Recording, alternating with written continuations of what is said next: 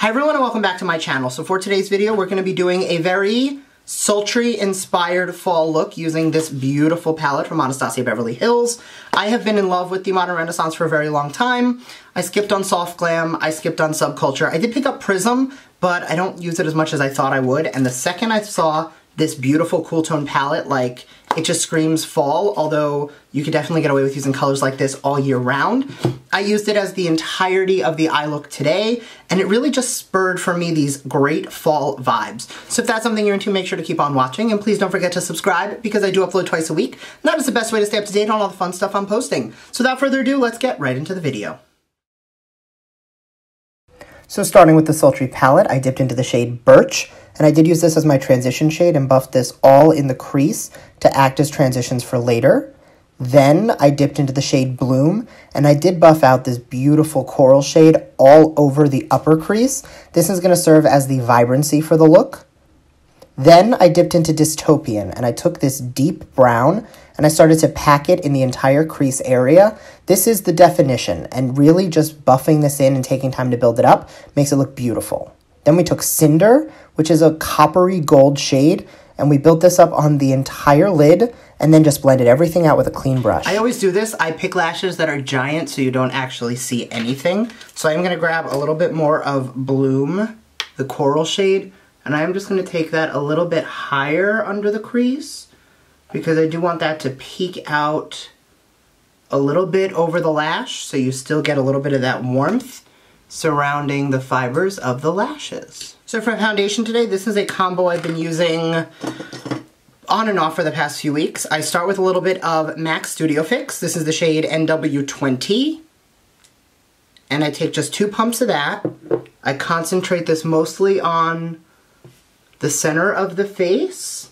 And I did already prime the skin with my Tatcha Silk Canvas and a little bit of the Murad Mattifying Oil Control SPF, because this is an outside kind of day. Doesn't happen often that I go outside, but when I do, we prepare the skin. And then once we have a very thin base layer, I take a little bit of the Dior AirFlash, and I take this directly on my Beauty Blender, and I spray a bit there, and I use this to blend out the rest of the foundation. And I find that this combo and layering the AirFlash over pretty much anything just makes it look that much more seamless. And I know to start it is going to look a little bit light. I say this every time, but the foundations that I use tend not to be oil-based, so they do tend to dry down a little bit and deepen up. So I kind of have to get a shade lighter because I know it is going to oxidize down to my color. So I know this is the opposite of what everyone tells you to do, but in the fall I like to go a little bit more of a bright on my under eye. So I'm going to start with the Urban Decay All Nighter Concealer, and I'm going to take a tiny bit of this just really close to the eyes, down the nose, and anywhere I tend to like to conceal. And then to brighten it up, I'm going to go into a little bit of the Light 12 Concealer. This is from Colourpop. And I'm going to add a little bit of this just into where I'm going to blend, just to lighten it up a tiny bit. And then I'm going to grab a little bit of my Cody Airspun powder and instantly set down that under eye. And then grabbing my JH01 giant powder brush, I'm just going to lightly press that powder into, like, everywhere else. And while that's baking, I'm going to go in and finish off the under eye. I'm going to start by dipping into Birch, which was our transition shade. And I'm going to run that under the entire lower lash line. Then on a slightly fluffier brush, I'm going to go back into Bloom and just kind of go around that shade, just because we do kind of want that 360 of coral. And just going into any fluffy brush, we're just going to kind of buff that powder on the under eye just to soften it. Then we're going to take a tiny amount of Dystopian, the dark brown, and I'm just going to take that really close to the lash line, just on the outer third of the eye, and once again just kind of blend all of that out. For the inner corner and the brow bone, I'm going to take Pearl.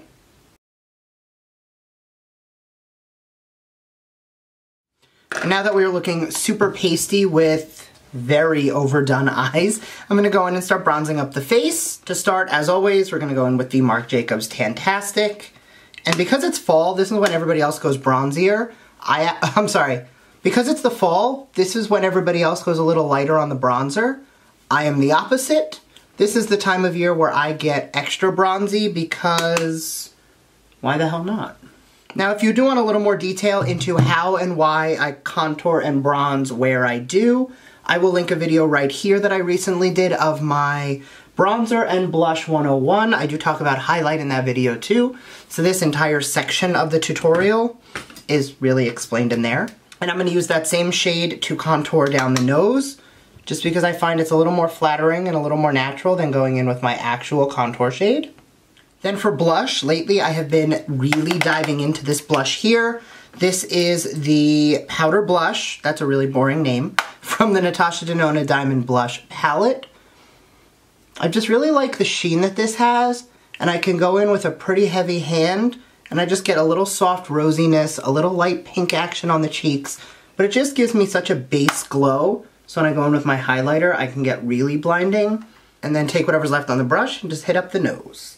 Now, if you've been on my channel for a while, you know that I used to always contour then bronze. Now, I like to go in and chisel out most of the cheeks with the bronzer, then grab a little bit of my contour shade, and just focus that just under the bronzer. Just because I find that it helps to define a little bit more, and it doesn't get as muddy, and I can go in with less product. Whereas if I just start by going right in with the contour and then bronzing over it, I find I use double the amount of both. Whereas I could just go a little bit softer by using the right amount where I want it and really carving out the face that way. So I'm gonna grab a little bit of my Milani Make It Last, which it looks like I'm about to finish, and just take down any of the powderiness. Ever since I picked this up, I have not been able to put it down. This is the Artist Couture Diamond Luxe Lumenizer. It is their pressed formula. I have been obsessed with their loose formula for a very long time, but this is in the shade Hot Damn, and I'm gonna take this. It's a very champagne-y shade. I'm gonna take this. I did want to use a clean brush just so you can see the pigment on the bristles, and I'm just gonna pack that onto the cheekbones. What I love about this product, the Diamond Glow powders and Artist Couture in general are known for being like really blinding, but you'll notice I did layer it up and make it like 2 or 3 layers. So you can start off making it a little bit more wearable and then build it up to your desired intensity if you want it to be a little more intense, but you don't necessarily have to. You can use this in a little bit more of a subtle way. And lately I really liked my bronzer, blush, and highlight kind of blending into each other. So on my blush brush, taking a tiny amount of this powder, just blending my blush into the bottom of the highlight, just so that it becomes just a touch more seamless.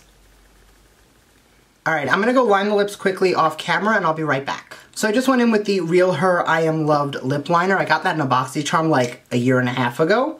And I'm gonna take Mixed Media from MAC. This is a very deep, vampy berry lip, perfect for the season. And the last thing I want to do just to make this a little bit extra fall is I'm actually going to take a tiny bit of the Cover FX Illuminating Setting Spray. And it is fall, so I don't have to risk getting as oily or as shiny. So I'm going to take a little bit of this on the perimeters of the face, which is just going to give us a healthy, glittery glow. And since I'm not going to get as shiny as I normally would in the summer, I can actually get away with using products like this. You see how that just instantly like gave the entire sides of the face like this just healthy, dewy glow? And that's the finished look. So I hope you enjoyed this very sultry, very fall-inspired glam look. It has lashes, it has shine, it has really everything that I would want for a standard fall look. So I hope you enjoyed. If you did, make sure to give this video a thumbs up, and I will see you next time. Bye!